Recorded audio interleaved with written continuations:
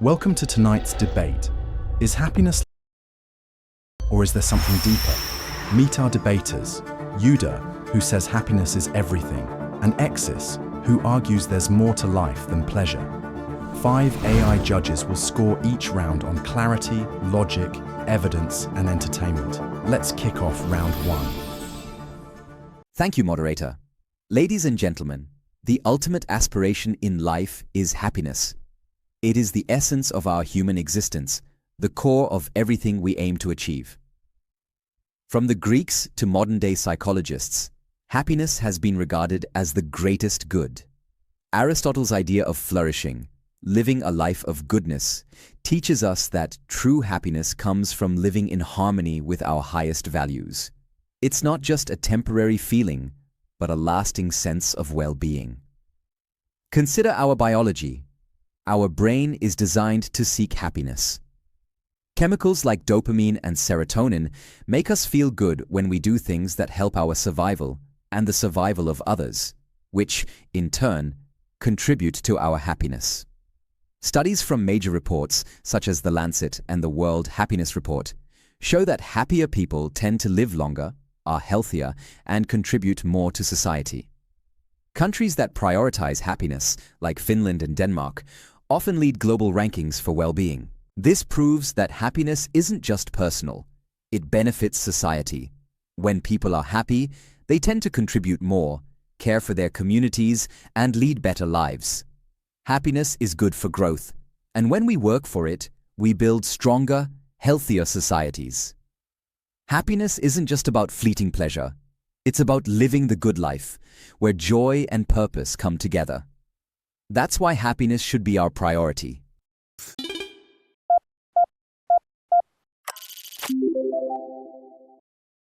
I disagree.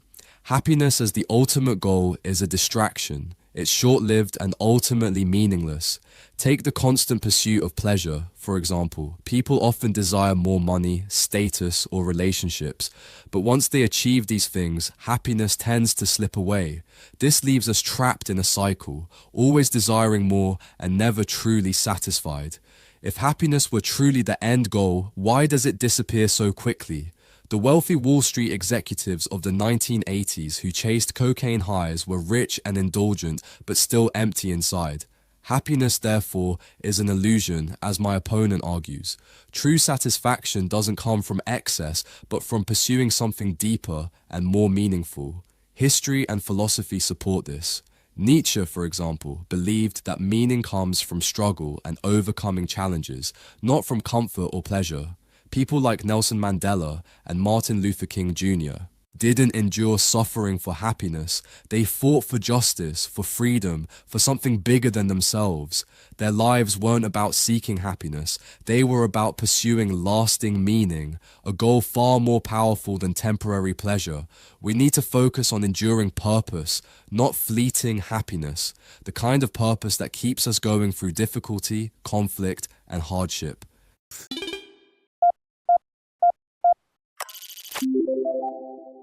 Now let's talk about the place of suffering.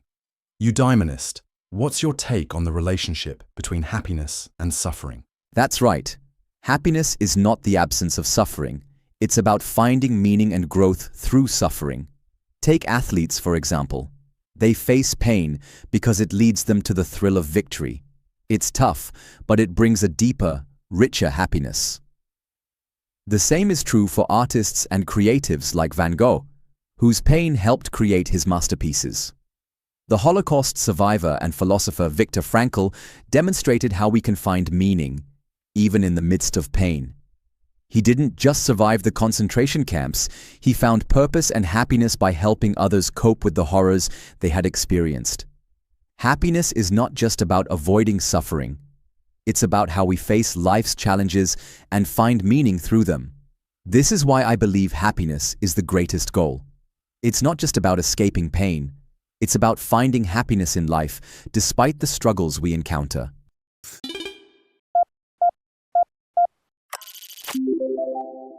I believe there is suffering in life, but we don't find happiness in suffering. Suffering can teach us things, but it doesn't automatically bring happiness. The Stoics, for example, didn't seek happiness. They sought goodness and wisdom, even when life was hard. Marcus Aurelius wrote that obstacles are the way forward, not a detour, because hard times make us stronger. True happiness isn't about avoiding suffering, but about embracing it. Nietzsche believed that greatness comes from rising above adversity and moving beyond suffering, not from seeking happiness within it. Gandhi wasn't looking for happiness, he was fighting for justice. Mandela wasn't looking for happiness, he was fighting for freedom. To them, happiness was a byproduct, not the driving force. If we focus only on happiness, we might miss out on the deeper parts of life, the parts about creating meaning and purpose, even when happiness isn't there. True fulfillment comes when we push through challenges and stay focused on something greater.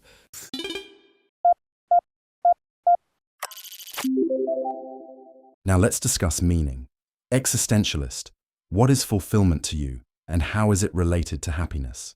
Fulfillment comes from living your purpose and values, not from seeking happiness.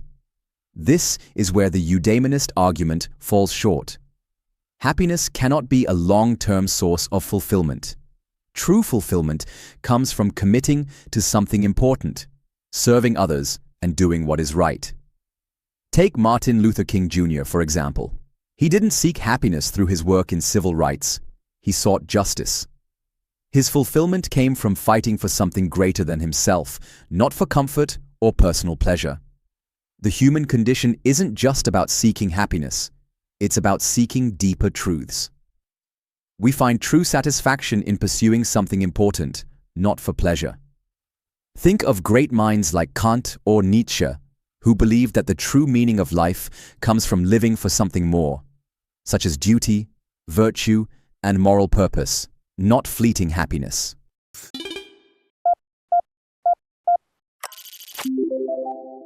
But this is where I think the existentialist argument fails.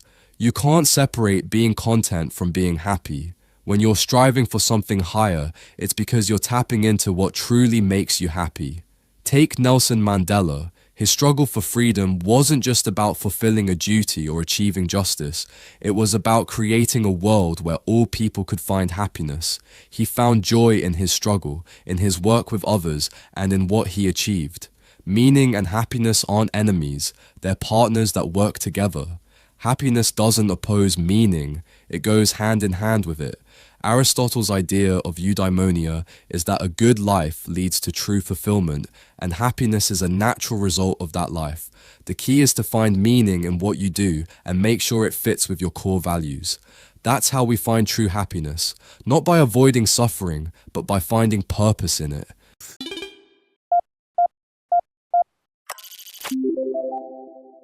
Let's now look at the future and happiness.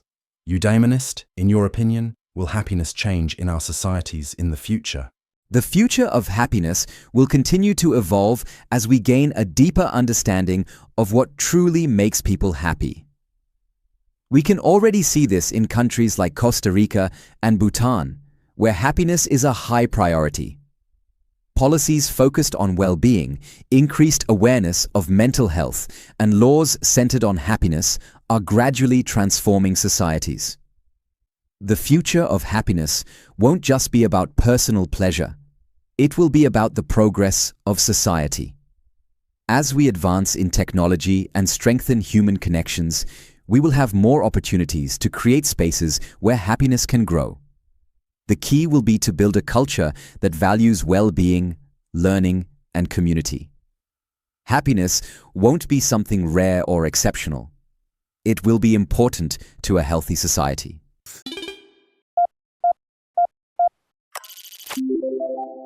You talk about happiness like it's something that can be created, but I caution you not to make human existence all about happiness. If cultures focus too much on happiness, they risk missing out on the real work of building a just and meaningful world. We should not be fooled by happiness. Instead, we need to work hard to create meaning, truth, and justice, things that won't always bring joy, but will bring deeper and longer-lasting fulfillment. In the future, True progress won't come from trying to be happy. It will come from facing the harsh realities of suffering, injustice, and inequality. The cultures that focus on the hard work of building morals will be better prepared for the challenges ahead, even if happiness isn't always the result.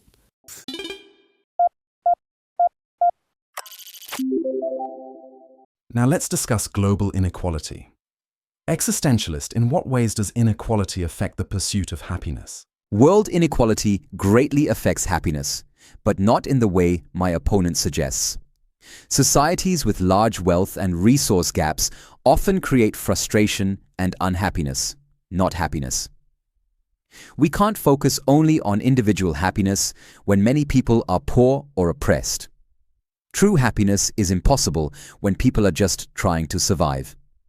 To make sure everyone can be happy, we must eliminate inequality. The fight for fairness and equal distribution of wealth is the real way to improve the well-being of everyone. We can only create a world where all can be happy by solving these problems.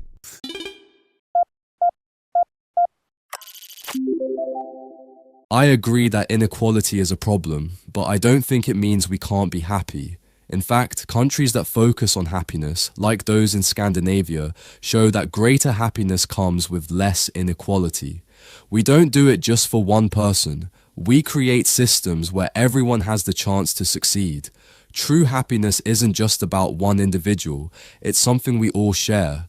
When we work to reduce inequality and build systems that support people's well-being, more individuals will experience happiness. Happiness isn't just about feeling good ourselves, it's about creating environments where everyone can succeed.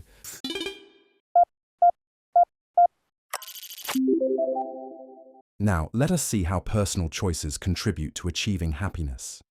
Eudaimonist, what role do personal choices play toward the pursuit of happiness? Personal agency is key to happiness. Happiness doesn't just happen to us. We create it through what we do and what we choose to do. We can choose how we respond to life's events. For example, mindfulness can have a big impact.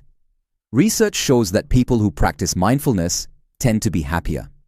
They decide how to feel and react to their emotions rather than letting circumstances dictate their happiness. The idea of flow, developed by Mihaly Csikszentmihalyi, a psychologist, also shows how important choice is.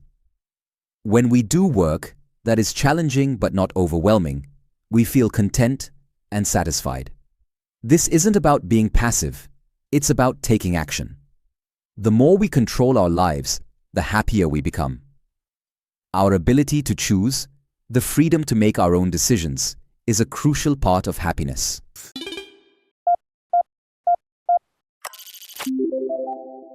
Personal agency is valuable, but it doesn't always lead to happiness. People can make choices, but their situation also significantly influences those choices. Many people don't have the freedom to choose because they face poverty, discrimination, or oppression. Real personal agency can only happen when we are free and have the resources to make true choices. Even when we can choose, it doesn't always bring happiness. We might choose what is right, what is necessary, or what serves a greater purpose. And these choices are often difficult. The philosophy I follow teaches that we find meaning in struggle, not comfort. Choosing our path, whether it means sacrificing something or enduring hardship, can be rewarding. Still, it doesn't always lead to happiness, especially when the choices require sacrifice.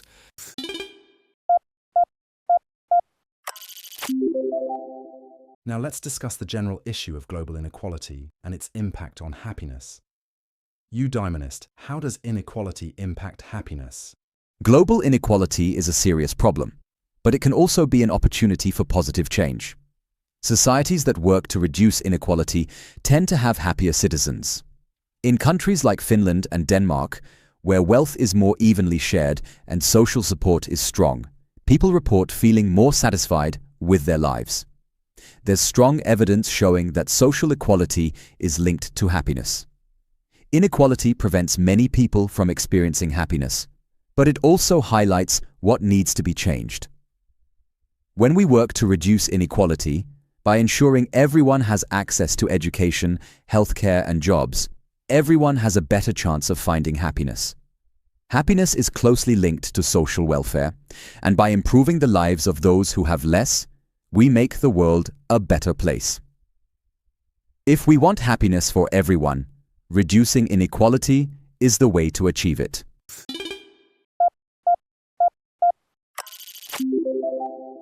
I agree that inequality makes happiness harder to attain, but if we focus solely on happiness, we might overlook the real causes of inequality.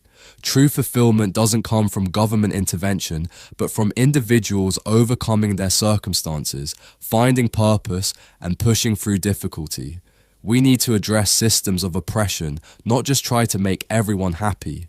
Global inequality reveals deeper issues such as power imbalances and historical injustices. Focusing on happiness might distract us from the work needed to change these systems. We need to fight for justice, fairness, and human dignity, not just happiness for the privileged few. Efforts to fight inequality need to be driven by a strong commitment to meaning and purpose, not by seeking comfort. Happiness can't be our goal if we haven't first dealt with the injustices that cause inequality.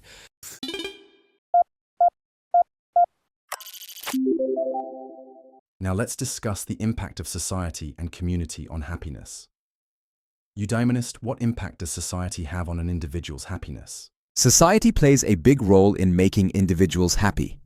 When societies are built on trust, cooperation, and mutual respect, people tend to be happier. For example, Scandinavian countries, which prioritize building equal and cooperative societies, report higher levels of happiness among their citizens. But happiness doesn't just happen because of policies and rules. It also comes from what we value as a community. When people come together, share responsibilities, and work towards the common good, they create a happy community. Being part of a community is key to happiness, and the more we work to create healthy, supportive communities, the happier we will be. In communities that promote cooperation and shared responsibilities, happiness is higher.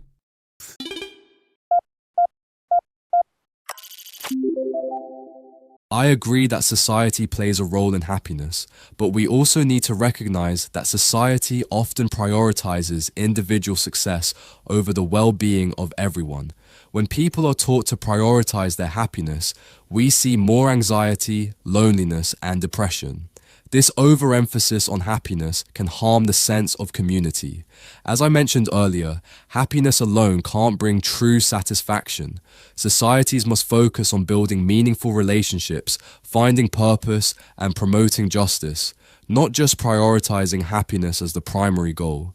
We need to ask ourselves, what kind of society are we creating if its main focus is happiness? Are we fostering genuine human growth or merely making life easier for some?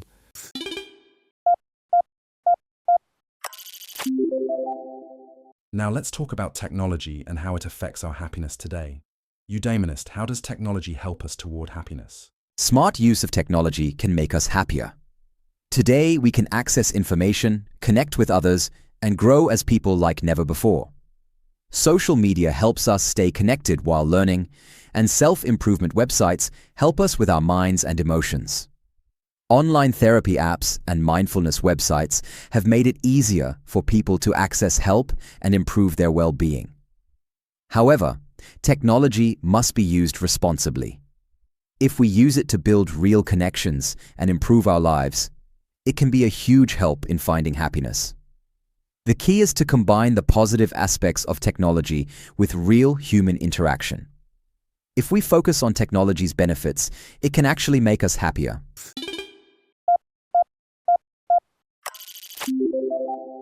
I believe technology can bring people together and help us grow, but it also has its downsides. Social media, for example, can make people feel lonely, insecure, and inadequate. Trying to find happiness through technology often leads to comparing ourselves to others, feeling jealous, and having an unrealistic view of our worth. Additionally, technology fosters a desire for quick rewards, which is the opposite of the deep happiness I believe we should strive for. The true meaning isn't found in likes or online praise. Technology should help us reach our deeper goals, not replace real human connection and effort. If we depend too much on technology for happiness, we might forget what's really important: living a meaningful life with challenges, growth, and working to improve ourselves.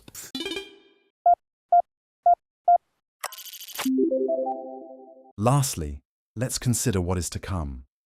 Eudaimonist, what do you believe will occur for happiness in the future? The future of happiness is about understanding that happiness changes and grows over time. As we improve social systems, technology, and mental health services, people will have more opportunities for happiness. We will continue to find ways to grow happiness that aren't just about pleasure or money.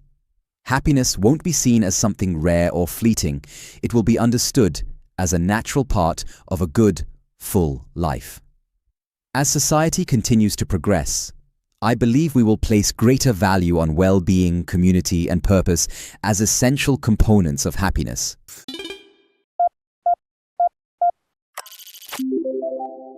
I believe the future holds promise for us to improve, but I'm careful. We can't let the pursuit of happiness hide the harder work of building a just and meaningful world. The future must focus on helping us grow through hardship, purpose, and dedication to something greater than ourselves, not just seeking individual happiness. True happiness comes from living by principles that are greater than short-term pleasure. If we focus too much on happiness in solitude, we may miss the deeper truths that can only be found through sacrifice, struggle, and a quest for meaning.